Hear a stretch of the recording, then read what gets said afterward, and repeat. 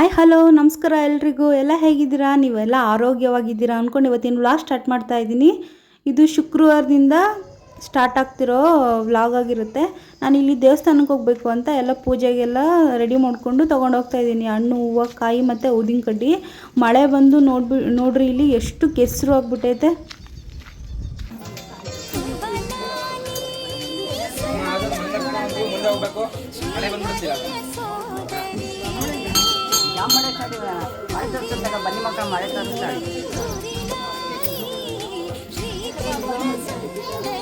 ಇಲ್ಲಿ ಮತ್ತೆ ನಾನು ಶುಕ್ರವಾರದಿಂದ ನಾನು ವಿಡಿಯೋ ಕಂಟಿನ್ಯೂ ಮಾಡಲಿಲ್ಲ. ದೇವಸ್ಥಾನಕ್ಕೆ ಬಂದು ಅಲ್ಲೇ ನಾನು ವಿಡಿಯೋ ಸ್ಟಾಪ್ ಮಾಡಿದ್ದೆ. ಇದೇ ನೆಕ್ಸ್ಟ್ ಡೇ ಮಾರ್ನಿಂಗಿಂದ ಇಲ್ಲಿ ಉಪ್ಪಿಟ್ಟು ಮಾಡೋಣ ಅಂತ ಹೇಳಿ ರೆಡಿ ಮಾಡ್ತಾ ಇದ್ದೀನಿ. ಎಲ್ಲ ಕಟ್ ಮಾಡಿ ಇಟ್ಕೊಂಡಿದ್ದೆ ಆವಾಗಲೇ. ನಾನು ವಾಕ್ ಮುಗಿಸ್ಕೊಂಡು ಇವತ್ತು ಶನಿವಾರ ಆಗಿರೋದ್ರಿಂದ ನಮ್ಮಮ್ಮ ತಿಂಡಿ ಮಾಡಲ್ಲ.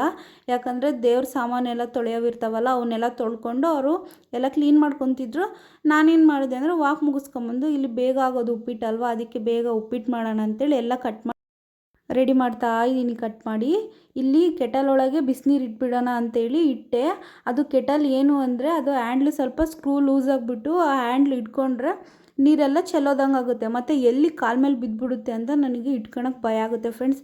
ಅದಕ್ಕೆ ನಾನು ಏನು ಮಾಡಿದೆ ಅಂದರೆ ಇಕ್ಳು ಹಾಕಿ ಅಲ್ಲಿಂದ ಎತ್ಕೊಂಬಂದೆ. ಇಲ್ಲಿ ಬಟ್ಟೆಯಲ್ಲಿ ಹಂಗೋ ಹಿಂಗೋ ಸರ್ಕಸ್ ಮಾಡಿ ನೀರಂತೂ ಬಿಸಿನೀರಂತೂ ಪಾತ್ರೆಗೆ ಸುರಿದೆ. ಈಗ ಏನು ಮಾಡೋಣ, ರೆಡಿ ಮಾಡೋಣ ಅಂತೇಳಿ ಒಂದು ಸ್ಕ್ರೂ ಡ್ರೈವರ್ ತೊಗೊಂಡು ಆ ಸ್ಕ್ರೂನೆಲ್ಲ ಬಿಚ್ತಾ ಇದ್ದೀನಿ. ಸ್ಕ್ರೂ ಬಿಚ್ಚಿದೆ, ಆದರೆ ಏನು ಅಂದರೆ ಕೆಳಗಲು ಸ್ಕ್ರೂ ಬಿಚ್ಚಿದೆ, ಮೇಲ್ಗಡೆ ಅದು ಹೋಗಿರೋದು ಸ್ಕ್ರೂ ಫುಲ್ ಕಟ್ಟೆ ಆಗಿಬಿಟ್ಟೈತೆ ಸ್ಕ್ರೂ. ಇನ್ನೇನು ಮಾಡೋಕ್ಕಾಗಲ್ಲ. ಹಾಗಾಗಿ ನಾನು ಕೆಳಗಳ್ದು ಬಿಚ್ಚಿ ಮತ್ತೆ ಏನು ಮಾಡಿದೆ ನೋಡಿಬಿಟ್ಟು ಹಾಗೆ ಮತ್ತೆ ವಾಪಸ್ ತಿರುಗಿ ಇಟ್ಬಿಟ್ಟೆ. ಒಳ್ಳೆ ಸೈಂಟಿಸ್ಟ್ ರೇಂಜಿಗೆ ನಾನು ಇಲ್ಲೆಲ್ಲ ಸರ್ಚ್ ಮಾಡಿ ನೋಡ್ತಾ ಇದ್ದೀನಿ. ನೋಡಿ, ಏನೋ ಕಂಡುಹಿಡ್ಬಿಡ್ತೀನಿ, ಏನೋ ಸಾಧಿಸ್ಬಿಡ್ತೀನಿ ಅಂತ. ಅದು ನನ್ನ ಕೈಯಲ್ಲಿ ಏನೂ ಆಗಿಲ್ಲ. ಅಲ್ಲಾಡಿಸಿ ಕೆಳಗೆ ಮೇಲೆ ಎಲ್ಲ ನೋಡಿ ಏನು ಮಾಡಿದ್ರು ನನ್ನ ಕೈಯಲ್ಲಾಗಲಿಲ್ಲ. ನಾನು ಏನು ಮಾಡಿದೆ, ಅದಕ್ಕೆ ಮತ್ತೆ ಸ್ಕ್ರೂ ವಾಪಸ್ ತಿರುಗ್ತಾ ಇದ್ದೀನಿ. ಇದು ಸಣ್ಣ ಪುಟ್ಟ ಕೆಲಸಗಳೆಲ್ಲ ನಮಗೆ ಗೊತ್ತಿರಬೇಕು ಫ್ರೆಂಡ್ಸ್. ಸ್ಕ್ರೂ ಬಿಚ್ಚೋದು, ಸ್ಕ್ರೂ ಹಾಕೋದು ಇದೆಲ್ಲ, ಮತ್ತು ಗ್ಯಾಸ್ ಫಿಟ್ ಮಾಡೋದು ಇದೆಲ್ಲ ನನಗೆ ಆಲ್ಮೋಸ್ಟ್ ಇದೆಲ್ಲ ಬರುತ್ತೆ. ಆದರೆ ಏನು ಅಂದರೆ ಸರಿ ಮಾಡೋದು ಗೊತ್ತಿರಬೇಕಷ್ಟೇ ನನಗೆ. ಅದು ಗೊತ್ತಾಗಲ್ಲ. ಏನೋ ಮಾಡೋಣ ಅಂತ ಹೋಗ್ತೀನ, ಅದು ಇನ್ನೇನೋ ಆಗುತ್ತೆ. ಅದಕ್ಕೆ ಈಗ ಸುಮ್ಮನೆ ಸ್ಕ್ರೂ ಬಿಚ್ಚಿದ್ದು ವೇಸ್ಟ್ ಆಗಿಬಿಡ್ತಾ, ಇನ್ನೇನು ಮಾಡೋಣ, ಅದಕ್ಕೆ ಉಪ್ಪಿಟ್ಟಾದರೂ ನೀಟಾಗಿ ಮಾಡೋಣ ಅಂತೇಳಿ ಮಾಡ್ತಾಯಿದ್ದೀನಿ ನೋಡ್ರಿ. ಈಗ ಆಯ್ಸನು ಇಲ್ಲಿ ಮೇಲೆ ಕೆಳಗೆ ಹೋಗಿ ಬಂದ. ಈ ಹೂವು ಪಾರಿಜಾತ, ನಿಮಗೆ ಗೊತ್ತಲ್ವಾ? ಇಡೀ ಪ್ರಪಂಚದಲ್ಲಿ ನಾವು ಯಾವುದಾದ್ರೂ ಒಂದು ಹೂವನ್ನ ಕಿತ್ತು ದೇವ್ರಿಗೆ ಇಡಲ್ಲ ಅಂತಂದರೆ ಇದೇ ಅನಿಸುತ್ತೆ. ಇದು ತಾನಾಗಿ ತಾನೇ ಉದುರಿ ಆಮೇಲೆ ನಾವು ಇದನ್ನ ಬಿತ್ತಿ ಕೆಳಗೆ ಬಿದ್ದಿರೋದನ್ನ ದೇವರಿಗೆ ಇಡಬೇಕು. ಅದರದ್ದೇ ಇದು ಸ್ಪೆಷಾಲಿಟಿ ಅಲ್ವಾ? ಕೆಲವೊಂದು ಹೂಗಳೆಲ್ಲ ನಾವು ಕಿತ್ತು ಮುಡಿಸ್ತೀವಿ, ಆದರೆ ಈ ಹೂವು ಹಂಗಲ್ಲ. ಇದು ತಾನಾಗೆ ಉದುರಬೇಕು. ಉದುರಿರೋದನ್ನ ಆರಿಸ್ಕೊಂಡು ದೇವ್ರಿಗೆ ಇಡಬೇಕು. ಪ್ರಕೃತಿ ಎಷ್ಟು ವಿಚಿತ್ರ ಅಲ್ವಾ? ಕೆಳಗೆಲ್ಲ ಉಪ್ಪಿಟ್ಟೆಲ್ಲ ಮಾಡಿದ್ದಾಯಿತು. ನಮ್ಮಮ್ಮ ಪೂಜೆಗೆ ರೆಡಿ ಮಾಡ್ತಿದ್ದಾರೆ. ಅವಾಗಲೇ ನೆಲ ಎಲ್ಲ ಆಗಿದೆ. ನನಗೆ ಜಸ್ಟು ಸುಮ್ಮನೆ ಮೇಲ್ಗಡೆ ಬರೋಣ ಅಂಥೇಳಿ ಬಂದು ವ್ಲಾಗ್ ಸ್ಟಾರ್ಟ್ ಮಾಡಿದ್ದೀನಿ ಫ್ರೆಂಡ್ಸ್. ವೆಲ್ಕಮ್. ಗುಡ್ಡ ಎಷ್ಟು ನಾನು ನೋಡೇ ಇಲ್ಲ ಬಂದಾಗಿಂದ. ಗುಡ್ಡ ನೋಡಿ ಇಲ್ಲಿ ಎಷ್ಟು ಮಂಜು ಮುಚ್ಕೊಂಡು ಹೆಂಗೆ ಕಾಣಿಸ್ತಿದೆ. ಓ ಗಾಡ್, ಇರಿ ಒಂದು ನಿಮಿಷ ತೋರಿಸ್ತೀನಿ ನೋಡಿ ಫ್ರೆಂಡ್ಸ್. ಅಲ್ಲಿ ಎಷ್ಟು ಸಕ್ಕತ್ತಾಗಿ ಕಾಣಿಸ್ತೈತೆ.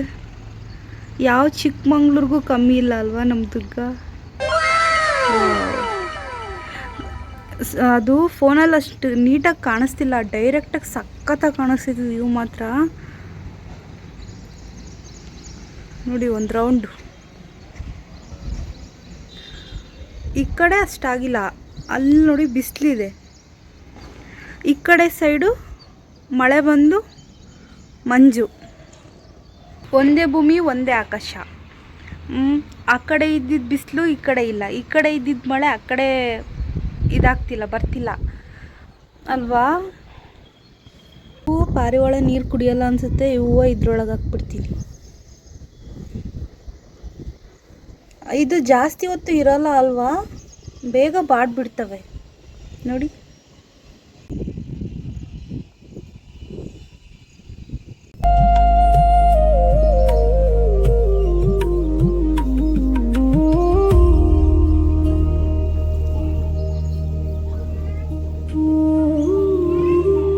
ಸಂಜೆ ಮೇಲೆ ವ್ಲಾಗ್ ಕಂಟಿನ್ಯೂ ಮಾಡ್ತಿದ್ದೀನಿ. ಹಾಸಿಗೆ ಕವರ್ನ ತೊಳೆಯೋಕೆ ಹಾಕಿದ್ನ ಮತ್ತು ಧೂಳೆಲ್ಲ ಕೊಡ್ವಿ ಹಾಸ್ತಾಯಿದ್ದೀನಿ. ಹೇಗಿದ್ದರೂ ಮನೆಯೆಲ್ಲ ಕ್ಲೀನ್ ಮಾಡಿದಾಗ ಮತ್ತೆ ತೆಗಿಲೇಬೇಕಾ, ಹಾಗಾಗಿ ಸುಮ್ಮನೆ ಟೆಂಪ್ರವರಿಗೆ ಇರಲಿ ಅಂತ ನೀಟಾಗಿ ಹಾಸ್ತಾಯಿದ್ದೀನಿ ಫ್ರೆಂಡ್ಸ್. ಈಗ ಸುಮ್ಮನೆ ಬೆಡ್ನ ಹೇಗೇಗೋ ಬಿಡೋದಕ್ಕಿಂತ ನೀಟಾಗೆಲ್ಲ ಕವರೆಲ್ಲ ಹಾಸಿ ಅದನ್ನು ನೀಟಾಗಿ ದಿಂಬು ಬೆಡ್ಶೀಟು ಎಲ್ಲ ನೀಟಾಗಿಟ್ಟರೆ ನೋಡೋಕೆ ಎಷ್ಟು ಚೆನ್ನಾಗಿ ಕಾಣಿಸುತ್ತೆ ಅಲ್ವಾ. ಮನೆಗೆ ಯಾರಾದರೂ ಸಡನ್ನಾಗಿ ಬಂದ್ರೂ ಮನೆ ಎಷ್ಟು ನೀಟಾಗಿ ಇಟ್ಕೊಂಡಿದ್ದಾರೆ ಅಂತ ಅನ್ಬೇಕು, ಅದ್ರ ಬದಲು ಮನೆ ಎಷ್ಟು ಗಲೀಜಾಗಿ ಇಟ್ಕೊಂಡಿದ್ದಾರೆ ಅಂತ ಅಂದ್ಕೊಬಾರ್ದು.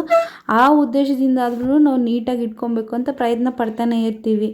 ನಾನು ಕೂಡ ಹಾಗೇನೆ ಫ್ರೆಂಡ್ಸ್. ಓಕೆ, ಈ ವಿಡಿಯೋ ಏನಾದರೂ ನಿಮಗೆ ಇಷ್ಟ ಆಯಿತು ಅಂದರೆ ಪ್ಲೀಸ್ ನಮ್ಮ ಚಾನಲ್ನ ಸಬ್ಸ್ಕ್ರೈಬ್ ಮಾಡ್ಕೊಳ್ಳಿ. ಹಾಗೆ ಈ ವಿಡಿಯೋಗೊಂದು ಲೈಕ್ ಕೊಡಿ.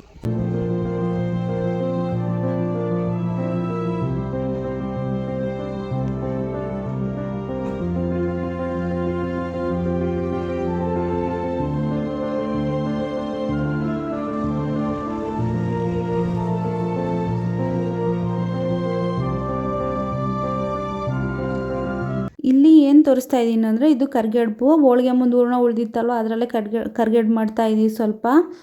ಅದು ಏನು ಅಂದರೆ ಸ್ವಲ್ಪ ಪ್ಲೇಟಿಗೆಲ್ಲ ಸ್ವಲ್ಪ ಹತ್ಕೊಂಬಿಟ್ಟಿದ್ವು, ಅದನ್ನೇ ಪ್ರೆಸ್ ಮಾಡಿ ಹಾಕ್ತಾಯಿದ್ದೀನಿ.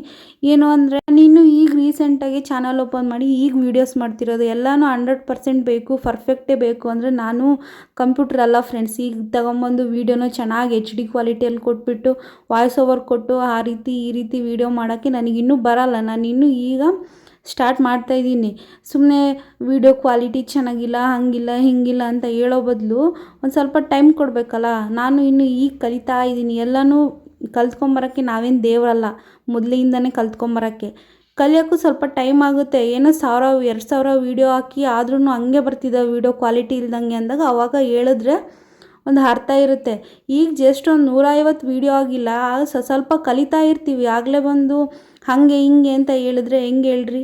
ಆದಷ್ಟು ನಾನು ಬೆಸ್ಟ್ ಕೊಡೋಕ್ಕೆ ಟ್ರೈ ಮಾಡ್ತೀನಿ ಫ್ರೆಂಡ್ಸ್. ಇಷ್ಟು ಬೆಸ್ಟಾಗಿ ಕೊಡ್ತಿದ್ದೀನಿ. ನಾನು ಕೆಲವು ಯೂಟ್ಯೂಬಲ್ಲಿ ವೀಡಿಯೋ ನೋಡ್ತೀನಿ, ಇಷ್ಟು ಕ್ಲಿಯರಾಗಿ ಇರೋಲ್ಲ. ಹಾಗಂತ ನಾನೇನು ನೀಟಾಗಿ ಮಾಡ್ತೀನಿ ಅಂತ ನಾನು ಇಲ್ಲೇನು ಕೊಚ್ಕೊಂತ ಇಲ್ಲ.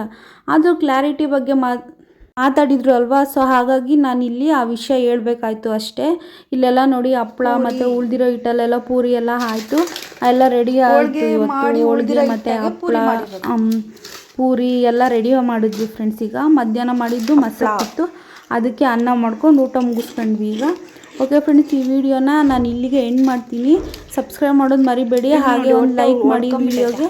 Thank you for watching friends. Bye.